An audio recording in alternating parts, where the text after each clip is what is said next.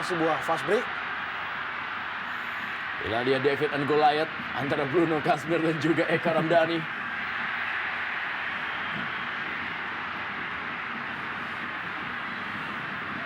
Masih George Nicholas Jone kali menguasai bola bagi Persita Tangerang. Ya, bola dikeluarkan dari lapangan. Pergantian pemain juga dilakukan oleh coach Zainal Abidin. Kapten kesebelasan Cucu Hidayat masih tergeletak di lapangan, harus menerima bantuan dari tim medis. Ya, sementara ini juga Tema Mursadat ikut membantu Cucu Hidayat memegangi keningnya. Ya, kalau kita dengar bagaimana sayup-sayup suara penonton, tampaknya tidak bersimpati kepada seorang Cucu. Mungkin barangkali karena pemain ini adalah mantan pemain Persib, mungkin membela Persita.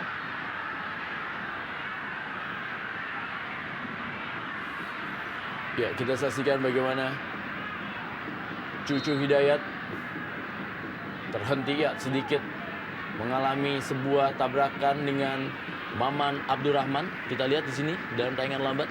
Ya, terbentur kepala dari dua pemain ini.